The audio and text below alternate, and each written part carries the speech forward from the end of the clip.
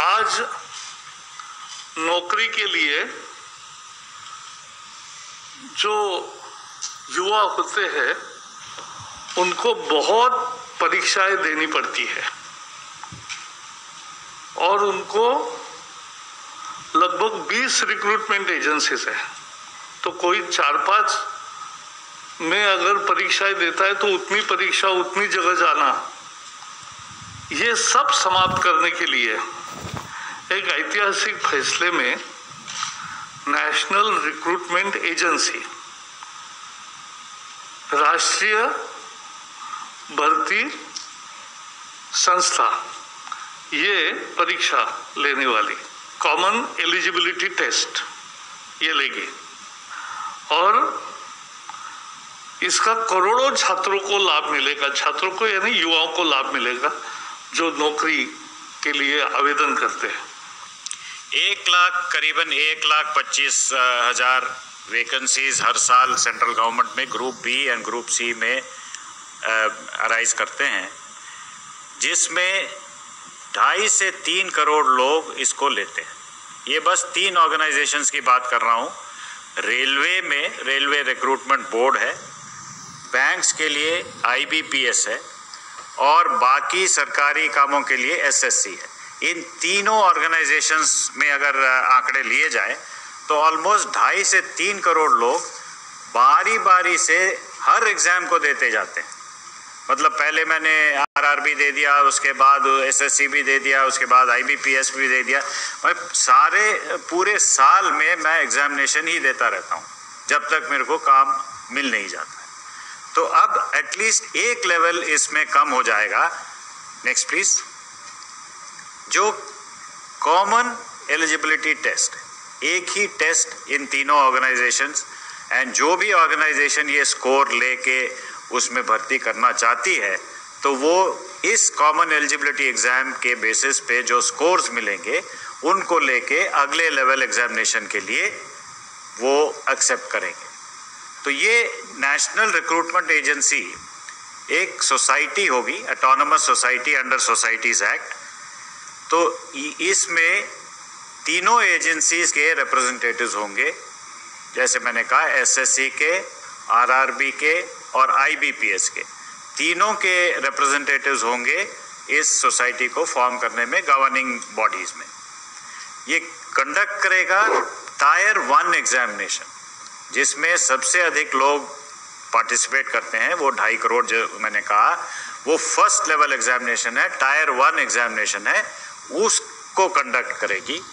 ये fully online exam होगा, computer based exam होगा और उसके स्कोर्स जो हैं वो इमीडिएटली कैंडिडेट को मिल जाएगा, जिसके बेसिस पे वो किसी भी एजेंसी में अपना, या SSC हो या RRB हो या IBPS हो, उस स्कोर के आधार पे वो अप्लाई करके अगले लेवल एग्जामिनेशन ले सकते हैं। अब 3 ही एजेंसीज को पहले लिया है हमने, लेकिन in due course of time जैसे जैसे ये स्टेबलाइज होता जाएगा तो सारे रिक्रूटमेंट एजेंसीज में इस स्कोर को एक्सेप्टेंस देने की, इसको एक्सपैंड करने की भी हम सोच रहे हैं। तो इसमें फ़ायदा ये होगा कि स्टैंडर्ड करिकुलम होगा, एक ही करिकुलम होगा, एक पाठ्यक्रम के अनुसार एग्ज़ाम दिया जा सकता है। हर ज़िले में, ये बहुत ही महत्वपूर्ण पॉइंट है कि हर ज़िले में एग्जामिनेशन सेंटर्स एटलीस्ट एक, और जहाँ कैंडिडेट्स ज़्यादा हैं तो मोर देन एक, सेवरल सेंटर्स खोले जाएंगे, सो दैट ये जो अर्बन बायस है, जो दूर दराज इलाके में जो सेंटर्स नहीं हैं, अब हर ज़िले में ये सेंटर खोले जाएंगे। तो this will be a big bone for women, for the poor and the rural candidates. There will be a standard degree of difficulty. So nobody can say that exam was easy, this exam was difficult. There will be standard degree of difficulty. And another important thing is ये multiple languages में होंगे. The initial attempt is to make it in at least 12 languages, 12 Indian languages, so that people from different parts of the country they can take part in the examination and increase the representation in the central government jobs. Next, please. The common eligibility test, as I mentioned, was a first level test to shortlist the candidates. The scores will be valid for 3 years. Means same scores you can use for 3 years, and you also have an opportunity to improve your score by giving the examination again. And the best score in all your attempts will be taken for the purposes of the recruitment. Next, please. So in short, when I give you the picture, it is a common registration portal जहाँ पे एक ही registration portal पे candidate को register करना होगा. Question bank with same degree of difficulty, एक question bank होगा जिसमें से central server बहुत secure manner में रखा जाएगा. वो test center में security के साथ जाएगा with all the protocols which are required, the technological firewalls etc. उसमें होंगे, और फाइनली वो स्कोर्स जनरेट हो जाएंगे जो 3 साल के लिए उनको वैलिड होगा. सर, मेरा सवाल जितेंद्र सर से है. सर, एक बात बताएं कि इसमें उम्र को लेके आपने कहा कि एज बार वो किस तरीके से होगा. मान लीजिए रेलवे में उम्र की कोई सीमा है, बैंक में कुछ सीमा है, एसएससी की कुछ सीमा है, तो क्या इसमें कोई कॉमन उम्र की सीमा होगी या फिर ऐसा? नहीं, देखिए, प्रीलिमिनरी टेस्ट में जिस प्रकार की सीमाएं पहले से निर्धारित है वही रहेंगी यहाँ पर भी, और बाई एंड लार्ज अलग सीमाएं नहीं है. मतलब कॉमन जो सर्विस रूल्स में जो एज लिमिट है वो उसी तरह से रहेगी. भले अब जैसे शेड्यूल कास्ट कैटेगरी के लिए थोड़ी सी एज लिमिट अलग है, कुछ दिव्यांगों के लिए अलग है, तो that rules remains as it is. That has not been touched. This is only to bring in ease of selection by overcoming one stage, first stage, और बाकी किसी चीज को नहीं छेड़ा गया. 52. मेरा सवाल जितेंद्र सर से है. सर, जिस तरह से एनटीए बना था आज से 2-3 साल पहले, तब जो है स्टूडेंट्स को टेक्नोलॉजी से अप्राइज करने के लिए उन्हें मॉक टेस्ट भी देने की इजाज़त दी गई थी, और ताकि वो कंप्यूटर वगैरह से फेमिलियर हो जाए.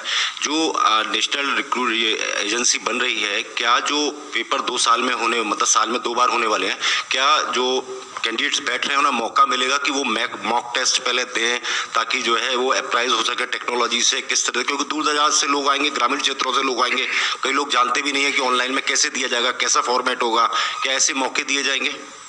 बल्कि उनको ये फायदा रहेगा. एक तो जैसे आपने कहा, आपकी बात से ही जुड़ती बात है कि यकीनन जी नेशनल रिक्रूटमेंट एजेंसी अथॉरिटीज ये भी सुनिश्चित करेंगी वहाँ प्रशिक्षण भी किया जाए, अवेयरनेस भी होगी. वो शायद प्रेजेंटेशन में आया भी बीच में. और साथ ही साथ जो लोग दूर दराज, जैसे आपने कहा, who had no access at all, वो ऐसे लोग हैं जो पहुंच ही नहीं पाते थे सेंटर तक, वो कम से कम अब इस स्थिति में होगा, सेंटर में पहुंचेंगे और वहां उनका प्रशिक्षण होगा. So this is a huge breakthrough for them.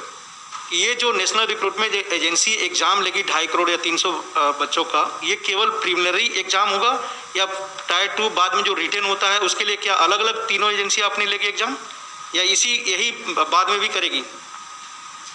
नहीं, आपने जैसा कहा ये प्रीलिमिनरी होगा, क्योंकि बाद में स्वाभाविक है कि उसका स्वरूप बदल जाता है. The tenor and tone of the exam will change, क्योंकि पहला बाई एंड लार्ज करिकुलम भी एक ही जैसा होता है, वो बेसिकली एलिमेंट्री है. उसके बाद मान लीजिए किसी ने बैंकिंग सेक्टर में जाना है, तो बैंकिंग सेक्टर की नुक्ता नज़र से ही उसके क्वेश्चन पेपर बनाया जाएगा, और सिलेक्शन भी उसी तरह की होगी, क्योंकि उनके पास मेरिट लिस्ट होगी एम्प्लॉयर के पास, उसके सामने होगा कैंडिडेट का प्रोफाइल, और कैंडिडेट उसी के लिए अप्लाई करेगा. तो आपका कहना ठीक है, प्रीलिमिनरी स्टेज एलिमिनेट हुई है. दूसरी करने में थोड़ी दिक्कत है, कोई रेलवे में या कोई जाएगा, कोई एसएससी के नौकरियों के लिए जाएगा. 56. सर, उसी सवाल पे, मतलब आरआरबी, एसएससी और आईबीपीएस जो बैंक, ये एबॉलिश नहीं हो रहे हैं? नहीं, एबॉलिश करने की बात नहीं है. हम उनको फैसिलिटेट कर रहे हैं, जो उनका पहला टेस्ट है, और ये अभी चूंकि नया प्रयोग है और नया इंटरवेंशन और नया रिफॉर्म है, तो टू बिगिन विद 3 इसमें शामिल है. आगे चल के और इसी अनुभव के आधार पर बाकी रिक्रूटमेंट एजेंसीज को भी शामिल किया जा सकता है. नहीं, जैसे अगर मैं कैंडिडेट हूँ, मैं फर्स्ट राउंड ये देता हूँ, मुझे जितने भी मार्क्स स्कोर में जितने आएंगे वो लेके मुझे फिर इन तीनों एजेंसी में से जो भी नौकरी जहाँ भी चाहिए वहाँ मैं जा सकता हूँ. अगर आप उस लेजिटिमेट लिस्ट में आ जाते हैं, तो अब आपको जो एडवर्टाइजमेंट अगली आएगी, मान लीजिए बैंकिंग की, तो आपने उसको अप्लाई किया, उसने आपको देखा, आपने उसको देखा, दोनों की अगर अनुकूलता मिल गई तो आपको नौकरी मिल गई. या आपकी सिलेक्शन हो गई for the next stage of test which will of course be more specialised test, क्योंकि आपके जॉब की नौयत और उसके रिक्वायरमेंट के हिसाब से। लेकिन जो उसने पहले एक टेस्ट करना था उससे आप बच गए, वो भी बच गए कंडक्ट करने से, और आपको वो दुविधा नहीं रही कि आपको जगह जगह 20 सेंटरों पे जाना पड़े या 20 जगह। और उसमें क्या होता था तो कई बार आप कॉम्प्रोमाइज कर लेते थे कि साहब चलिए इस बार वो करेंगे, उसमें नहीं अपीयर होते। अब इसमें आपके